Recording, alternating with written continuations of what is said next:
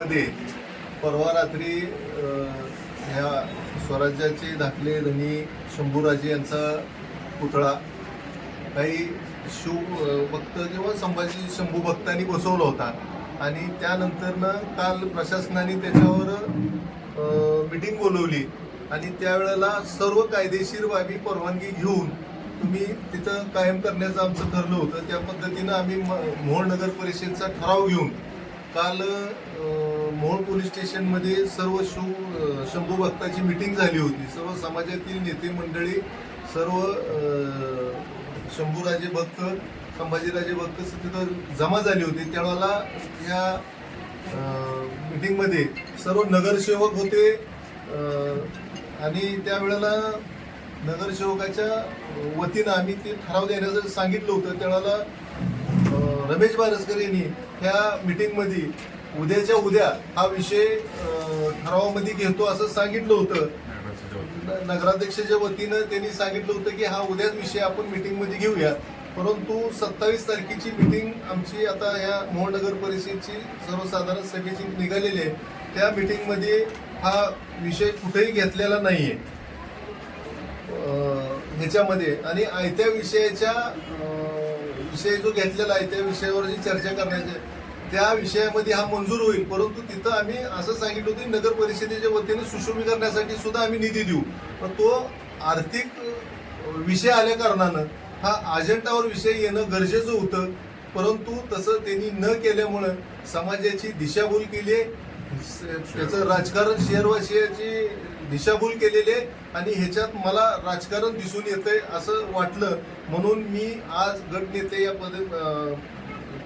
गटनेते पद माझ्याकडे असल्यामुळे मी गटनेतेच्या माझ्या लेटरवर नगर परिषदेला नगराध्यक्षाला एक पत्र लिहितोय की हा विषय अजून एक दिवस वाढवून घ्या किंवा हा या दिवसाची मीटिंग आम्ही सर्व अजेंडे परत करतो, त्याच अजेंडावर विषय घेण्यात यावा आणि हा मीटिंगला ठेवावा. या मागणीसाठी मी आज प्रशासनाला पत्र देतो. यांच्या मागणीनुसार आम्ही आज मोहोळ नगर परिषदेमध्ये जी 27 तारखेला सर्वसाधारण मीटिंग काढली आहे ती मीटिंग रद्द करावी याकरता आज ही पत्रकार परिषद आम्ही बोलवली आहे. त्या मीटिंगमध्ये छत्रपती संभाजी महाराज यांचा पुतळा काही शिवभक्तांनी परवा दिवशी रात्री बस स्टँडपाशी बसवण्यात आला आणि सर्व शिवभक्त शहराच्या मागणीनुसार काल आम्ही सर्व राजकीय नेते मंडळी, शिवभक्त यांची बैठक मोहोळ पोलीस स्टेशनला झाली. त्या बैठकीमध्ये नगरसेवक रमेशजी बारसकर यांनी नगराध्यक्ष सिद्धिताई वस्त्रे यांच्या वतीनं आम्हा सर्वांना तिथं आणि प्रशासनाला शब्द दिला की सोमवारी आम्ही सर्वसाधारण बैठकीच्या मध्ये विशेष सभा घेऊन हा विषय अजेंड्यावर घेऊन हा विषय आम्ही मार्गी लावू आणि हा ठराव तुम्हाला देतो. परंतु तसं न होता आज आमच्या हातात सर्वसाधारण सभेचे नगरसेवक आहे म्हणून आम्हाला नोटीस पोचली.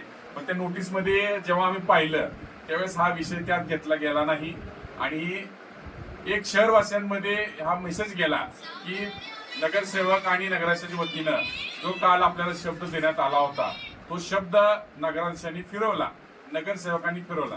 आज भारतीय जनता पार्टीचे नगरसेवक म्हणून आम्ही 11 आणि मी सुकृत म्हणून 12.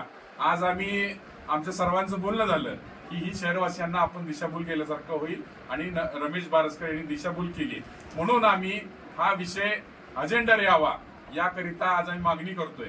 गटनेते सतीश आप्पा काळे यांच्या लेटर पॅडवर आज आम्ही नगर परिषदेला मागणी करतोय की 27 तारखेची ही बैठक कॅन्सल करून या पुढच्या बैठकीमध्ये किंवा एक दिवशी किंवा त्याच दिवशी आमच्या गटनेत्यांनी अशी मागणी केली आहे की ती बैठक कॅन्सल करून किंवा त्याच दिवशी बैठकीमध्ये हा अजेंड्यावर विषय घ्यावा. अजेंड्यावर काय घ्यायचा विषय तर त्यामध्ये आपण काल मागणी करत शिवभक्तांनी आपण सर्वांनी अशी मागणी केली होती की तिथं त्या संभाजी महाराजांच्या पुतळ्याला परवानगी मिळून त्याच्या बाजूनं सुशोभीकरण आणि एक व्यवस्थित असं एक शहराला वैभव लाभावं अशा स्वरूपाचं तिथं स्मारक व्हावं अशा हिशोबाने आपली मागणी आहे. त्याच्यामुळे तो आर्थिकचा विषय आहे आणि आर्थिकचा विषय हा आपण सर्व आयत्या वेळेच्या विषयामध्ये घेऊ शकत नाही. म्हणून हा विषय अजेंड्यावर येणं गरजेचं आहे. म्हणून आज आम्ही मागणी करतोय आणि आपल्या सर्व प्रसार माध्यमाच्या माध्यमातून ही सर्वांना आम्ही जनतेला सांगतोय की जो आम्ही काल शब्द दिलाय तो तो शब्द त्या शब्दानुसार सर्वसाधारण सभेमध्ये जोपर्यंत अजेंड्यावर विषय येत नाही तोपर्यंत आम्ही सभा होऊ देणार नाही. हा भारतीय जनता पार्टीचा विषय आम्ही आज आपल्या समोर मांडतो.